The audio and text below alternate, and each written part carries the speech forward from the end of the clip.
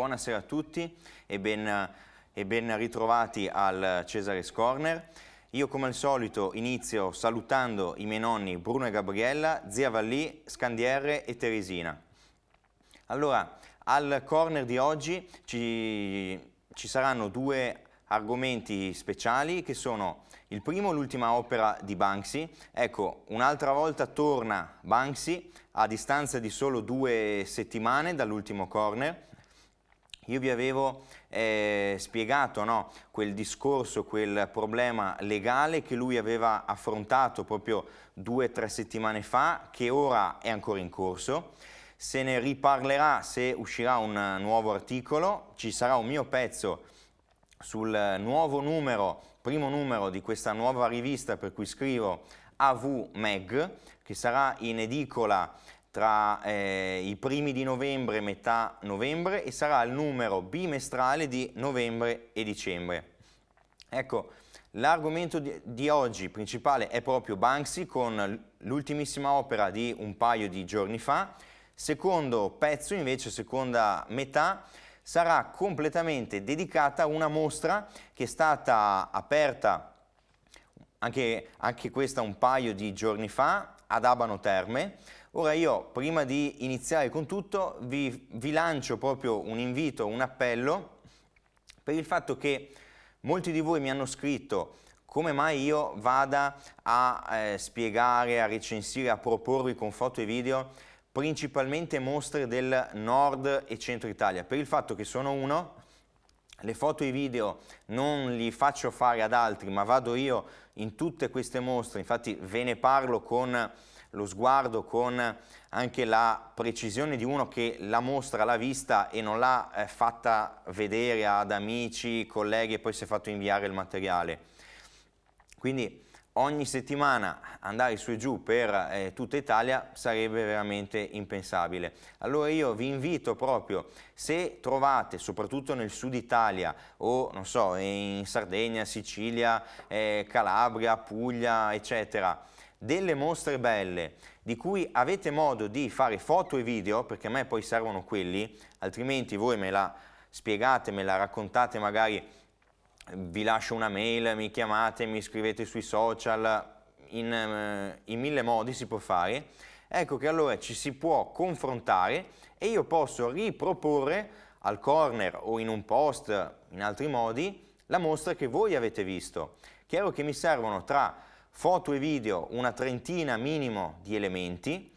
Avete visto, o per chi fosse la prima volta che mi segue, negli altri video su YouTube, nel video che andrà in onda verso la fine della trasmissione su questa mostra di Abano, come faccio le foto, come faccio i video durano 5, 6, 7 secondi massimo e sono degli scorci proprio a 90 gradi, a 180, dove si inquadra un paio di opere, una sala intera, un cambio di visione, l'ingresso da una sala all'altra, quindi non video di chissà che tipo. A me basta che tutto il materiale sia orizzontale per mantenere il formato dello schermo TV, quindi non in verticale come su Instagram, ma orizzontale tutto.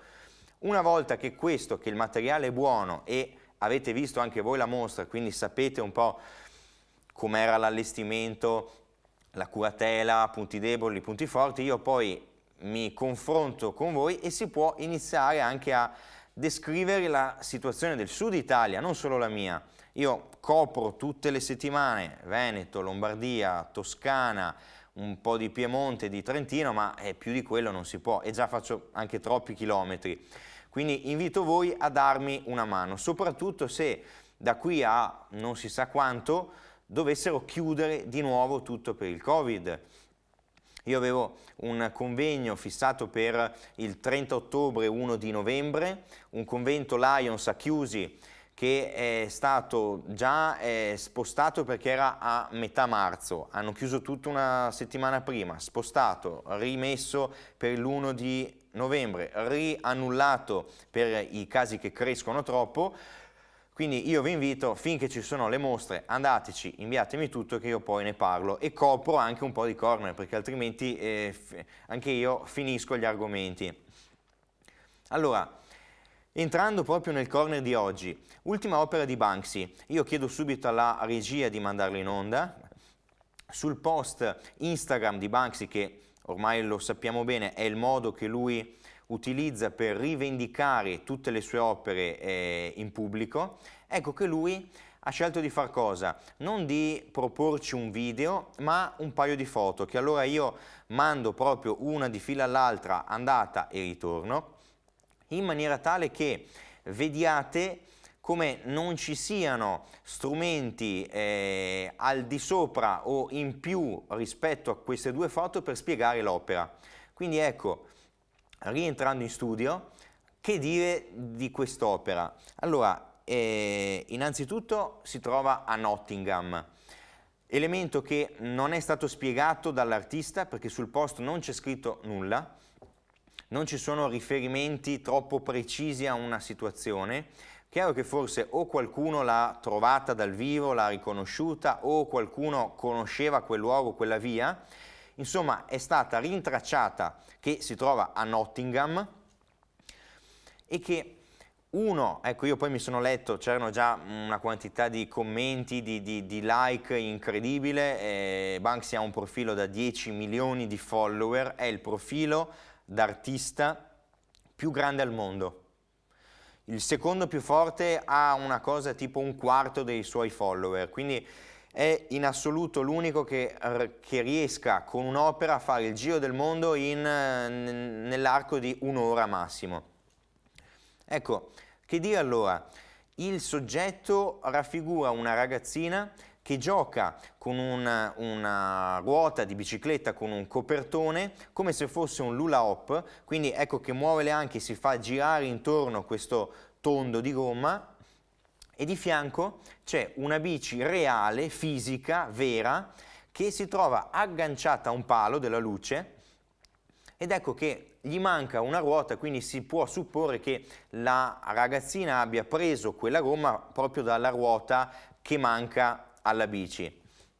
Non ci sono ancora una sorta di spiegazione, di collegamento, di nesso con una situazione attuale che sia di politica, che sia una critica. Ecco, la street art nasce e manda avanti da sempre un intento, una intenzione critica che nel momento in cui manca, come forse in questo caso, perché tra i commenti c'era poco che mi convincesse, io ho letto forse l'unica cosa che si può agganciare è il fatto che hanno scritto che Nottingham era una città famosa per le biciclette, per la costruzione, la riparazione eccetera di un tipo specifico di bici, che poi però negli ultimi 10 anni, 20 anni, non lo so, ha smesso di fare questo. Quindi forse è un attacco per una persona che è della zona, che conosce questo tipo di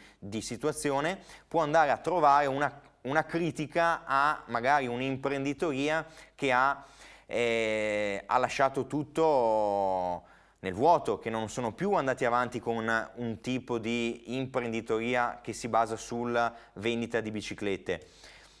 Però al di fuori di questo non si trova altro, quindi Banksy, che proprio perché è un artista mondiale, parla al mondo intero con ogni opera, fare un riferimento a una città come Nottingham che parla proprio di una situazione specifica che si conosce lì e non so in quanti altri posti, mi sembra un po' troppo poco, un po' troppo limitante. Ecco, una cosa invece più interessante dal punto di vista esecutivo, quale può essere di questo nuovo lavoro? Il fatto che Banksy si colloca all'interno di quegli artisti street che fanno quasi tutto loro, nel senso che dipinge al 100% ciò che si vede poi nell'opera. Quindi se è un graffito su un muro, su una metropolitana, su una casa, su qualsiasi posto, è completamente dipinto e là dove ci sia un intervento extra è un intervento che lui ha messo lì apposta, che non ha a che fare con l'ambiente e che quindi lui non va in dialogo con la preesistenza, con il dato fisico di quel luogo. In questo lavoro sì, è una cosa per lui veramente molto rara. Perché? Perché poi ci sono un altro tipo, ci sono vari tipi di tendenze street. Questa seconda, che è quella incarnata da quest'opera e da veramente un paio di altre opere fatte da lui, ne ha fatte più di 200, quindi trovarne 3-4 significa che è una rarità.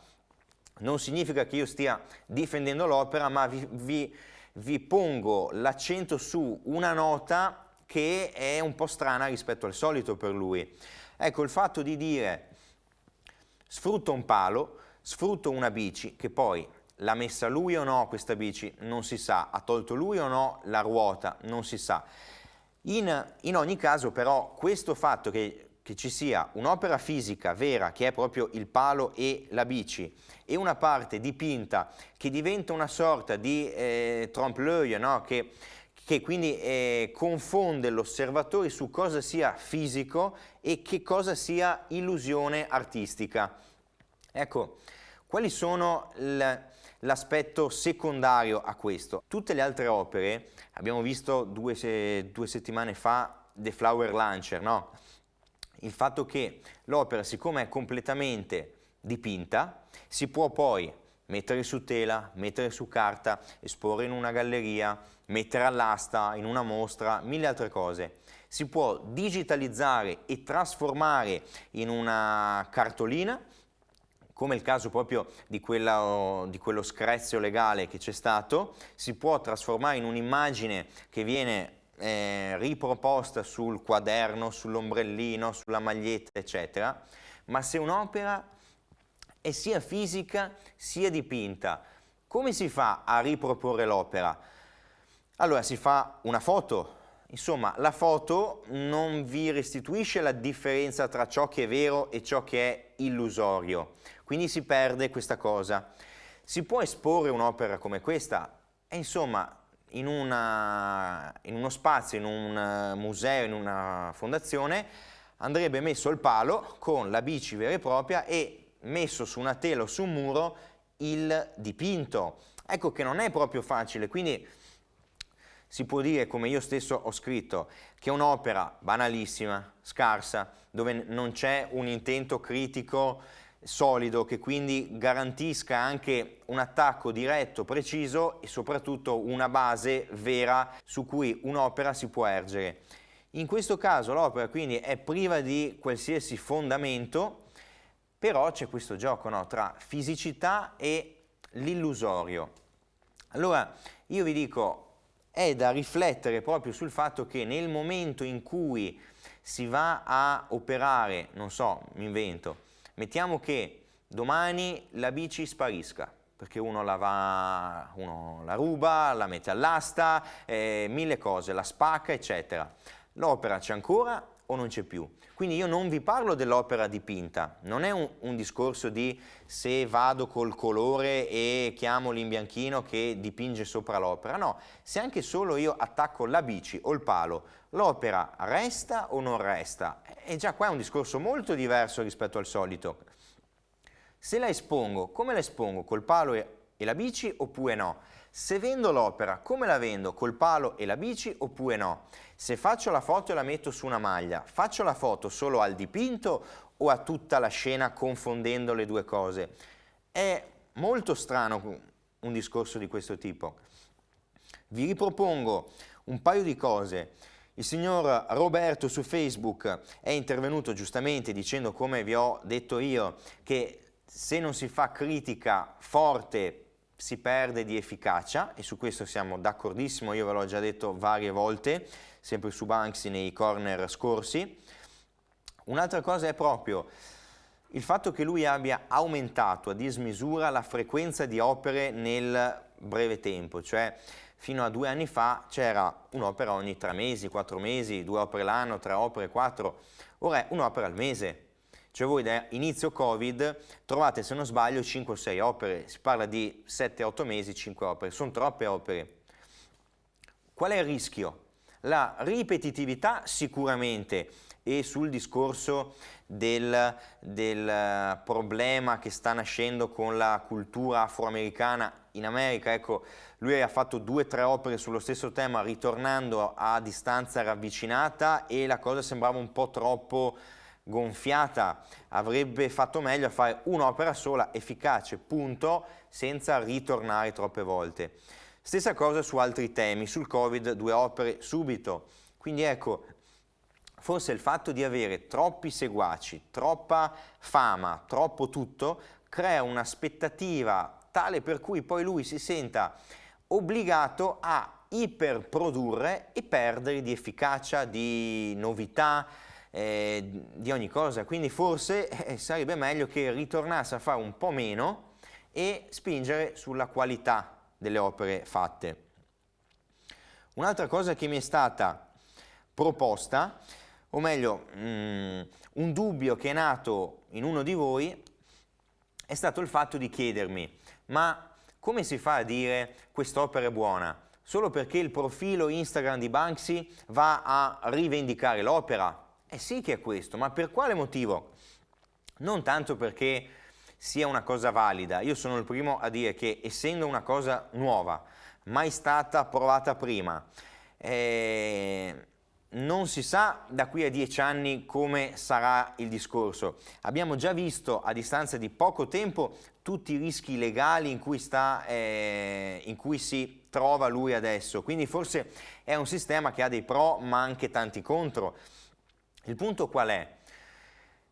Il dubbio è stato: ma siamo sicuri che il profilo di Banksy sia davvero di Banksy? Allora, falsificare un profilo da 10 milioni di follower, vi garantisco, non è una cosa che si faccia tutti i giorni, anzi, ci sono i profili dove si comprano i follower, ma da qui ad arrivare a 10 milioni ne passa di acqua sotto i ponti, ecco. Allora io sono quasi certo, anzi sono proprio certo che quello sia il profilo, punto, ufficiale e l'unico archivio vero e proprio. Vi rimbalzo il discorso, quindi vi faccio 2 domande. Che succederebbe se il profilo fosse hackerato? È una cosa che uno dice: ma vuoi che proprio? Sì, proprio a Banksy, proprio perché Banksy ha un profilo che ha 10 milioni di follower, proprio perché hackerare un profilo è una cavolata incredibile. Succede molto spesso, ho amici a cui spesso viene hackerato il profilo.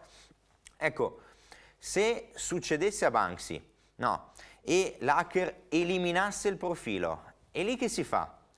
L'archivio vale o non vale?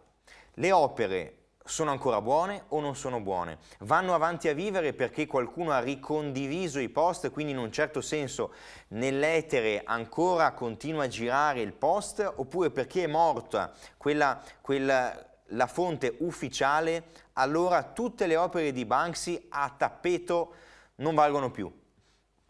Altra cosa ancora, se invece un hacker entrasse nel profilo e attribuisse a Banksy opere che non sono di Banksy, è lì che si fa?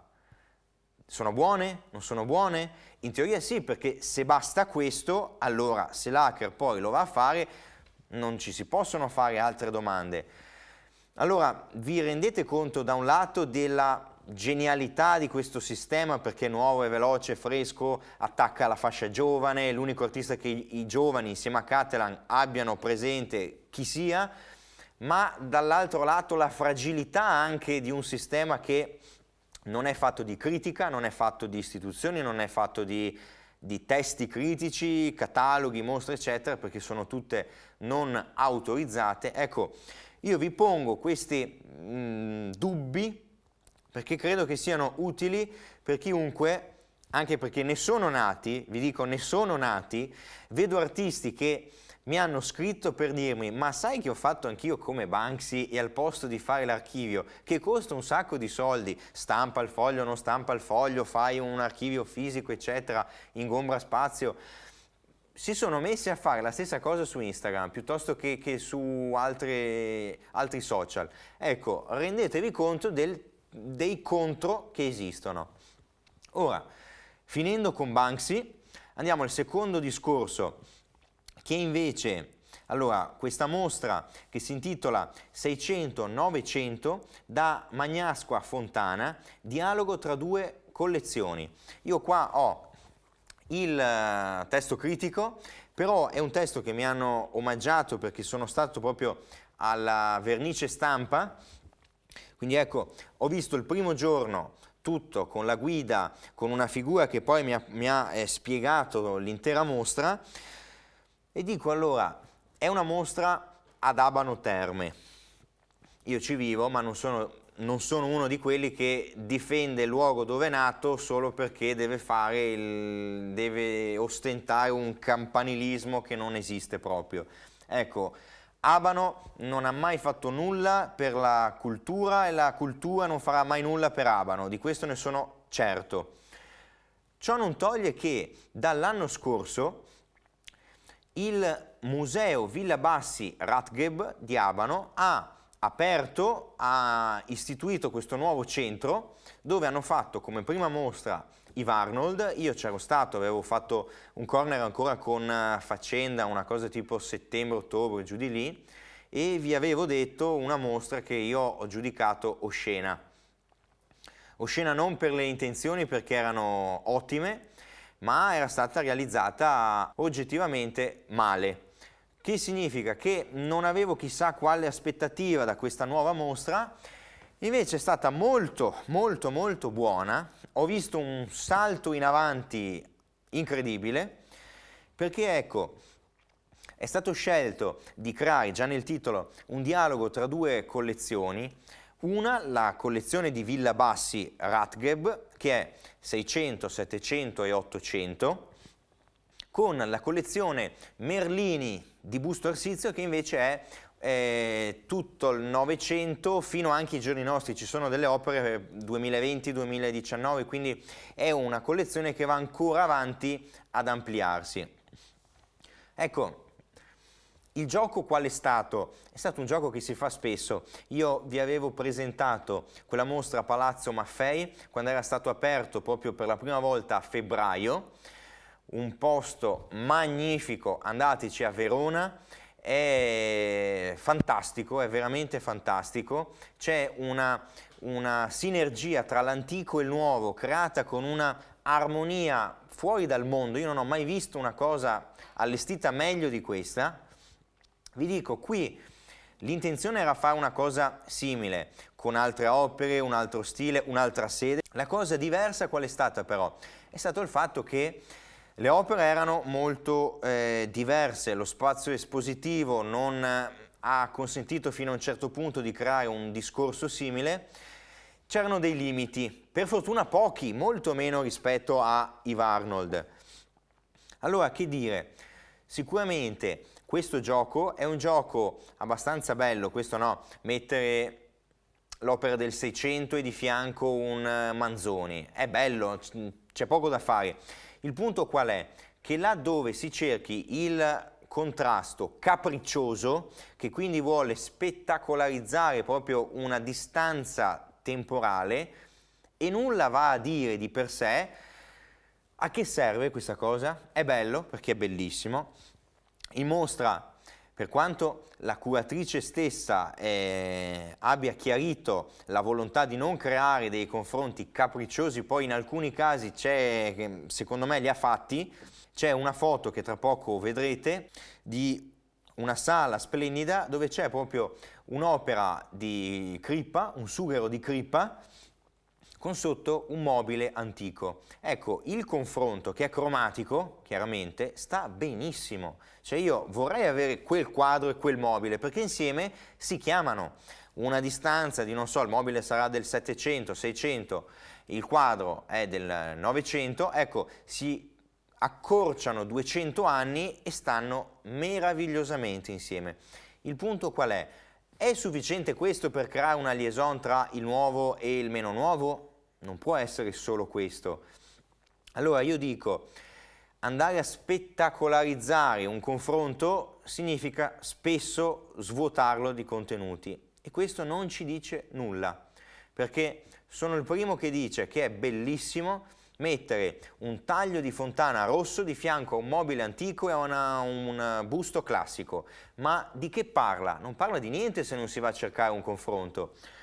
Ha molto senso invece mettere, ad esempio, un'opera di Cunellis dentro una chiesa, perché allora si va su un ramo spirituale. Ora non inizio con la storiella di Cunellis, altrimenti faccio due corner solo su quello, però troverete tante mostre storiche di Cunellis dentro a chiese. Ecco, andate a vedere sia il confronto che c'è, che è splendido, sia i contenuti che ci sono, contenuti veri che si toccano. Quello è ciò che io dico. Non solo la spettacolarità del confronto, ma il contenuto del confronto. In altri casi l'ha fatto e l'ha fatto bene in questa mostra. A che mi riferisco? C'erano dei casi, un Morlotti per esempio, un Pirandello splendido, che erano stati messi in una sala affrescata con lo scopo di richiamare i colori, di richiamare una zona geografica, di richiamare una luce geografica, quindi un tipo proprio di clima più mediterraneo, più italiano proprio, che allora mette a confronto le cariatidi dipinte su un muro di questa sala con le figure di Pirandello, perché hanno la stessa tinta, la stessa struttura compositiva solida e verticale, sfaccettata. Ecco che allora là c'è un confronto vero, che abbia un senso. Mettere il paesaggio di Morlotti all'interno di una stanza dove proprio si vede il paesaggio della zona veneta con le stesse tinte, lo stesso timbro, i marroni simili. Ecco, qui ha un senso, quindi si accorcia la distanza tra una pittura di questo luogo di 300 anni fa con il Morlotti di 50 anni fa. Ecco che però il luogo più o meno è quello, i colori sono quelli, la linea di orizzonte è messa alla stessa altezza, quindi si cerca un dialogo che abbia un senso. Che dire poi? Allora, questa mostra, io vi dico, ha avuto un lato positivissimo, il testo critico, un catalogo che vi dimostro è stato fatto benissimo, ci sono degli interventi da parte di una curatrice, soprattutto la curatrice della collezione Merlini, Mariella Gnani, che è anche intervenuta durante la presentazione. Poi c'era questa signora Laura Baratin del Dipartimento di Scienze Pure e Applicate, Università degli Studi di Urbino, che si è occupata proprio di effettuare un restauro di alcune opere con un team di giovani studenti dell'università. E infine c'era l'ultima curatrice, che è stata quella che io ho avuto anche, ecco, come guida all'interno della sala, Virginia Baradel, che devo dire ha scritto degli interventi micidiali. Allora, è una mostra che ha avuto un allestimento quasi perfetto, nel senso che ha risolto tanti problemi che c'erano nella vecchia mostra, quindi il discorso dei vetri che specchiavano troppo, il luogo che non era dei migliori, quindi esporre le opere troppo alte, troppo basse, addirittura storte, erano esposte alcune di Eve Arnold, qui tutte esposte bene, con un percorso anche molto più arioso, quindi non appesantito dalla volontà di mettere troppo in troppo poco spazio, una collezione meravigliosa, perché io vi dico una sala di Fontana, Modigliani, Pirandello, De Chirico, Funi, una quantità di nomi incredibile, un Bai strepitoso. Poi nel video vedrete una carrellata di opere che sembrava di essere al Capesaro, visto che era l'argomento dell'ultimo corner. Allora io vi dico, se siete in zona ovviamente fate un salto, la mostra merita, sarà aperta, vi dico che è stata aperta da poco, sarà disponibile fino al 5 di aprile, quindi c'è molto tempo. Vi dico, è un qualcosa di nuovo, di diverso, è un dialogo antico, contemporaneo, realizzato abbastanza bene. Altra piccola pecca, la stanza sotto. Voi troverete una mostra disposta su 3 piani, dove i 2 piani sopra sono piani nobili, affrescati, fatti in un certo modo, con tante finestre, eccetera. Il piano sotto, che è un seminterrato con delle volte in muratura molto più basse, impone cosa? Delle luci che sbattono in maniera un po' fastidiosa sulle opere che quelle grandi toccano il muro, toccano il soffitto, quindi visivamente è brutto da vedere, ma non si può fare altro, quindi non era colpa loro quelli sugli spazi non si può fare diversamente. Per il resto la mostra è stata impeccabile, quindi è consigliatissima, finalmente una mostra ad Abano Terme vicino a me fatta veramente bene. Ora chiedo alla regia di mandare in onda il video perché così vi rendete conto della qualità di opere esposta. Prego regia con il video.